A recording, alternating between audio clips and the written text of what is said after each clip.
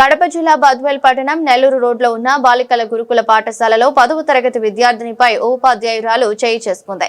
విషయం తెలుసుకున్న తల్లిదండ్రులు గురుకుల పాఠశాల వద్దకు వచ్చి ఆందోళన చేపట్టారు.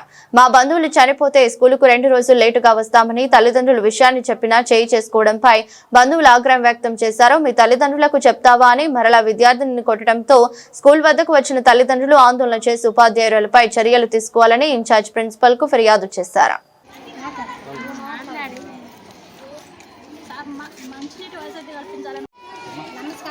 అంతకుముందు సునీత మేడం ఉండేది గత సంవత్సరం కిందట ఎట్లా ఉన్నిందంటే అంత కంట్రోల్గా ఉన్నింది.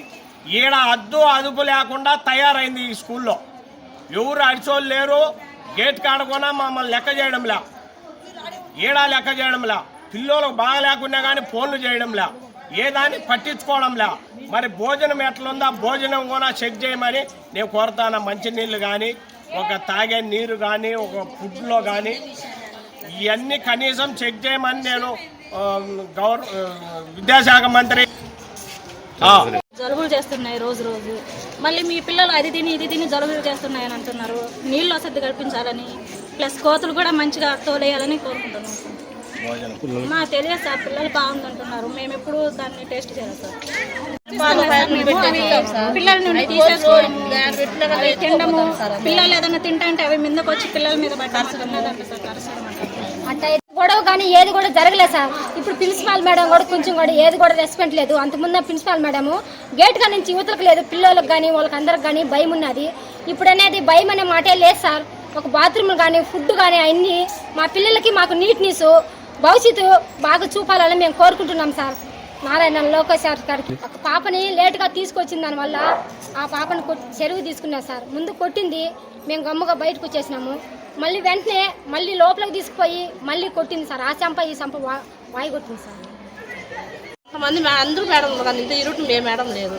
అది మేము అట్లా పోయినా మా పిల్లలు బాగుంటుంది అది చెప్తాను. రవణమ్మ మేడం మంది ఎందుకు చెప్తాను, వాళ్ళ పేరెంట్స్ ముందునే కొడితే ఎవరికైనా బాధే కదా. అదే దయచేసి మేడం వాళ్ళు అట్లేదు, పేరెంట్స్ కిలివింది వాళ్ళు ఎందుకు అంత దూరం నుంచి ఇంత లెక్క ఖర్చు పెట్టుకుని వస్తాను అర్థం చేసుకోండి. ప్రతి ఒక్క మేడం కూడా మేము అదే సార్ పోతుంది. అసలు 2 గంటలుగా కాకపోయినా 4 గంటల కన్నా స్కూల్లో చేరవేయండి. ఎగ్జామ్ ఉంది అమ్మాయికి, మేము మార్క్స్ ఆన్లైన్ చేసుకోవాలన్నా అన్న తర్వాత సరే అని అన్నారు. ఇంకా తర్వాత మాకేం రెస్పాన్స్ లేదు. మొన్న శనివారం ఎగ్జామ్ ఉంది, ఆదివారం ఎగ్జామ్ ఉంది, ఈ రోజు ఎగ్జామ్ ఉంది.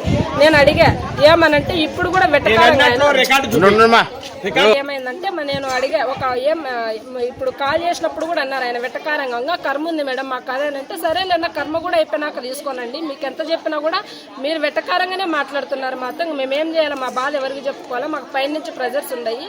పిల్లలు రాకపోతే మాకు సెక్రటరీ సార్ మెమోలు ఇస్తారు. మీరు ఏం చేస్తున్నారు? పబ్లిక్ గోయింగ్ పిల్లలు కదా అన్న వాళ్ళు మేము మాట్లాడుకోవాలి కదా, మాకు ఇది ఉంటుంది, మాకు ప్రెజర్స్ ఉన్నాయని అన్న.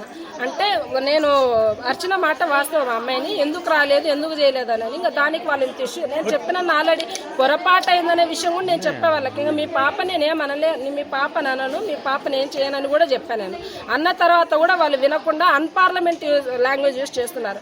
నీకు పొగరా, నిన్ను కొడతా, నిన్ను చేస్తాము, మిమ్మల్ని ఏమైనా చేస్తాము అది ఇదని వాళ్ళు ఇష్టం వచ్చినట్టు. ఒక టీచర్, ఒక ఎస్సీ మహిళ అని లేకుండా, ఒక టీచర్ అని లేకుండా వాళ్ళు ఇష్టం వచ్చినట్టు బూతులు వాడుతున్నారండి వాళ్ళు.